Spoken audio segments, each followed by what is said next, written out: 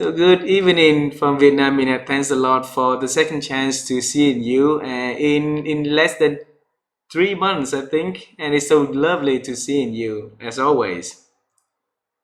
Thanks for having me back. Yeah.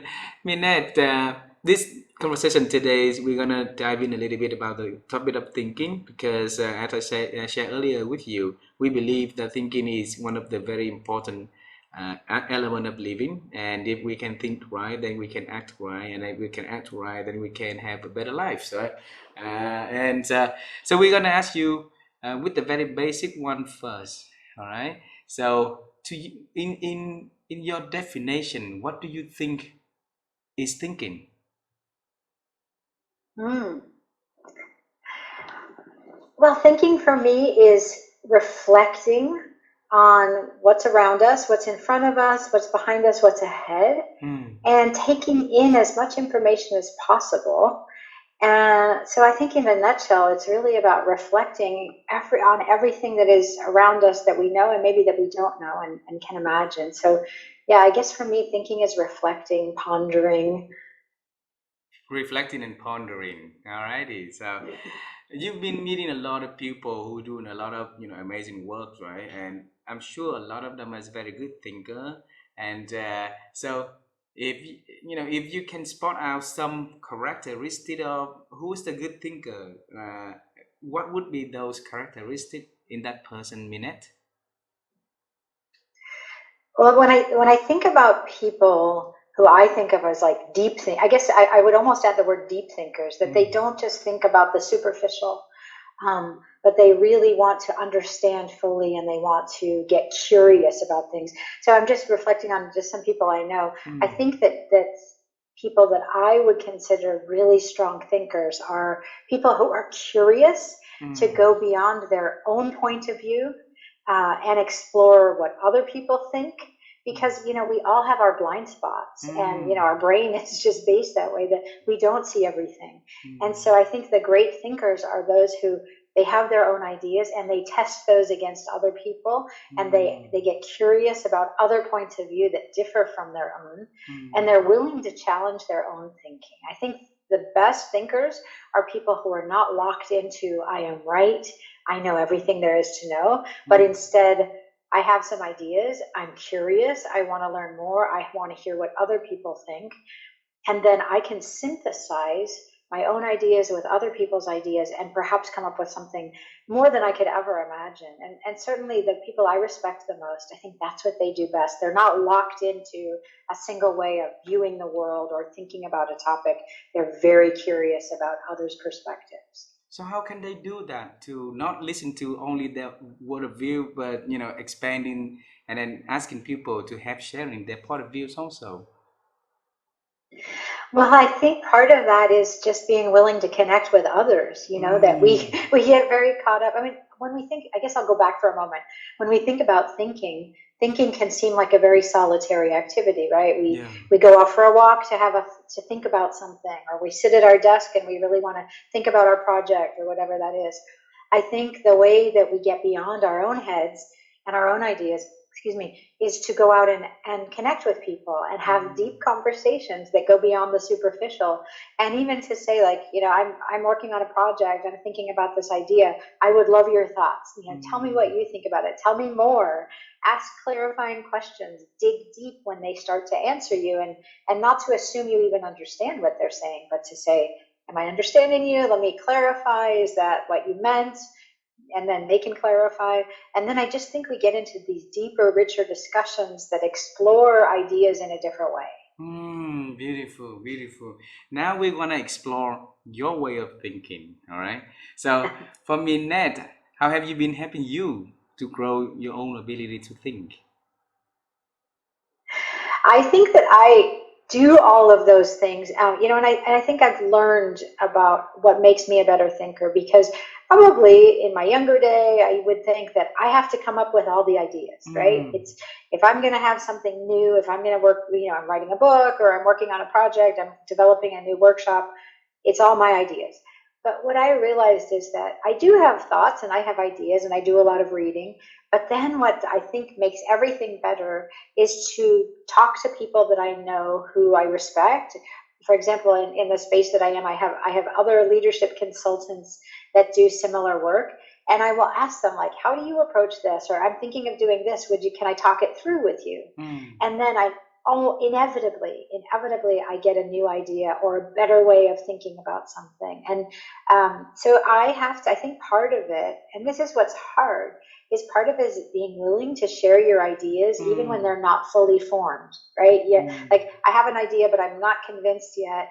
And I have to be willing and vulnerable to share that with someone else to get their feedback. Mm. And then I have to be open enough to say, oh yeah, that's a different perspective. Let me consider how to weave that into what I'm working on. So for me, I've had to get, it's a little bit of humility of like, I think I have a great idea, but I want to test that out.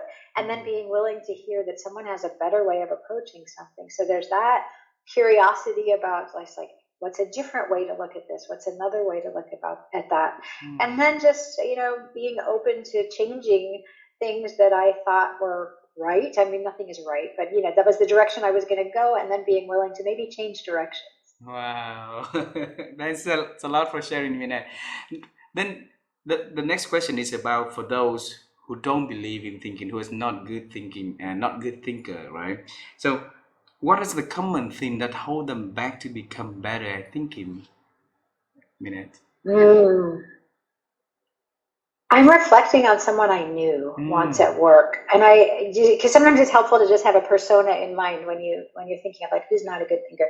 There was a person I worked with who, first of all, always wanted to go along with the status quo. And what I mean by that is like if his manager said, we're going to do X, he always was just completely aligned. He Mm. didn't question, he didn't get curious, he kind of repeated what he had heard. Mm. And I think what was driving him, part of it was his own professional like his career. He wanted to make sure that he was aligned with his leader Mm. so that his career would progress. He saw that as a way to make sure that if he agreed with his leader and supported his leader, then he would do well. So I think there was that. And I think what that's based in is fear.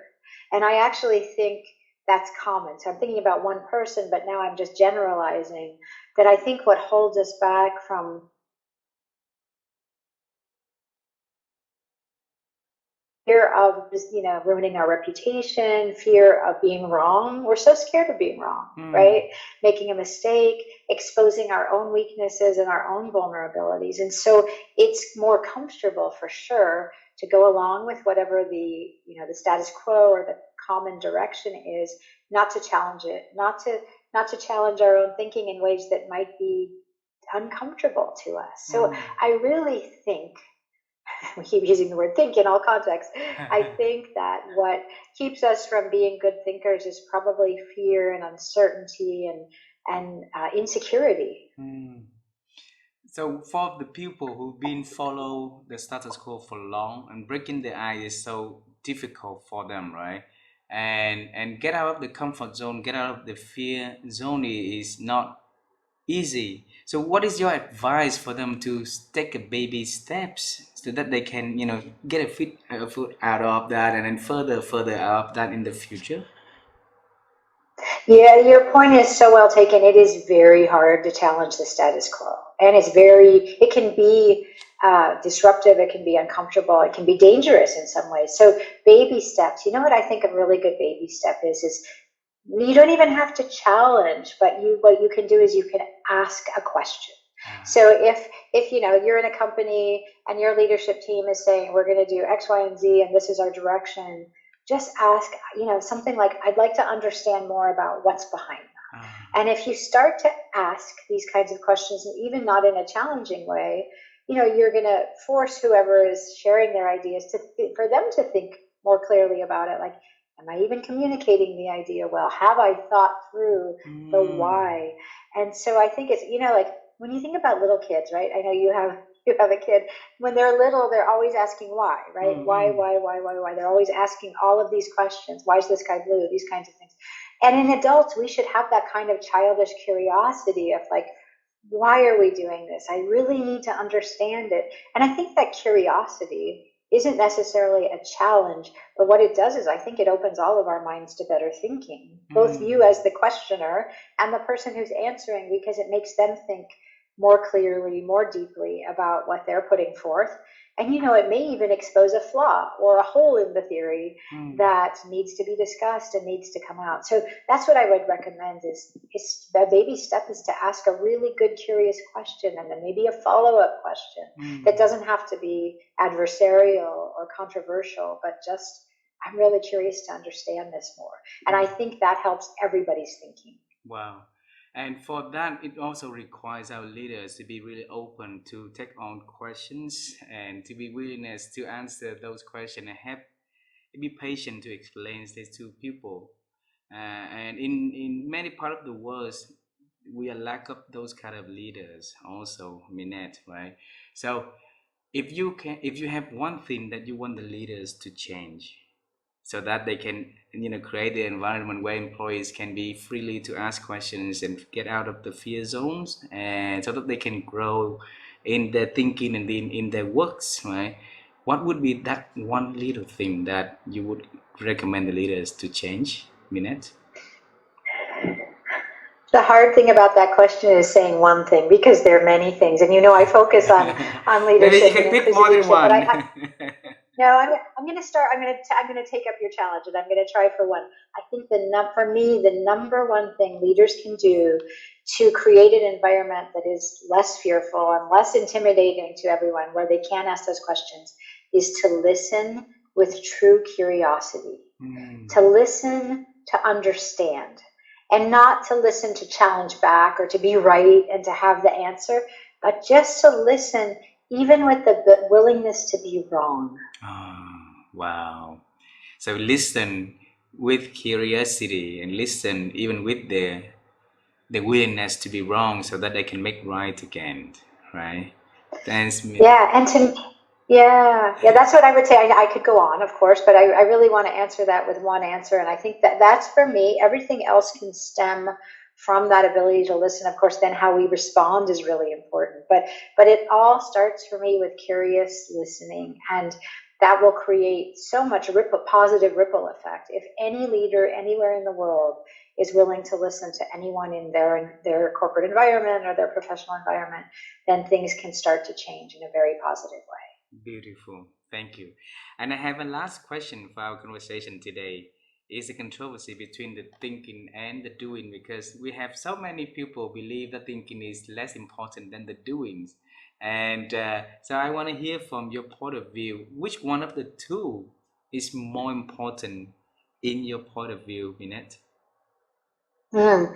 It's hard to say one is more. I mean, certainly, and we're talking about a business context. You have to get things done, of Mm. course, but to me, I think thinking must come before doing, because Ah. I mean, in terms of like the order of events, because if you do things without thinking them through, there can just be such terrible consequences. You haven't thought about the people impact. You haven't thought about the risks involved.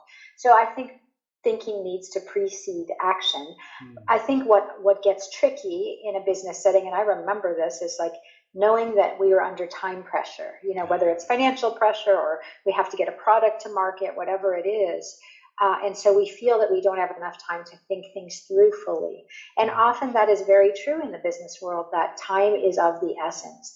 And that being said, we still have to think about what we're doing, but we have to time box it, right? Because decisions need to be made and action needs to be taken. Mm. So that's why I think, getting the best, not just trying to think of this all on my own as a leader, but to crowdsource, get people to help you think this through. Mm. You're not going to deliberate for months. Maybe you have a few days to make a decision, but get people together who think differently, Mm. discuss the issue, get all the issues on the table, synthesize them, come to a decision, and take action. So that to me, it's like thinking must precede action. It doesn't have to be months of thinking. Mm. And I do think that the getting and again, you can't get 100 people together to think it through. You need to get a group of people that represent different perspectives and different backgrounds and different ways of thinking. And they can help you make a good decision to get to action. Beautiful, beautiful. Thank you so much, Minette, for the conversation that you bring to our audience today, and all of the insights are so beautiful, so very well thought. So, uh, we want to say thank you to you, and it's lovely to see you. I wish you to have a beautiful holiday seasons in your loved one with your loved ones, and then I hope to see you in person one day. I hope so too. Thank you for having me back for this interesting conversation about thinking, which you've now made me. I know you don't send the questions in advance, and so I'm thinking on the fly, Uh, and I'm sure that I'll have better ideas after we hang up, but that's okay. That's what came to mind for me, and I really appreciate you asking. And I wish you and your loved ones a lovely end of year and great start to 2023. Thank you very much. Have a beautiful day there, Minette. Thank you. Good night, huh? Bye Bye. bye.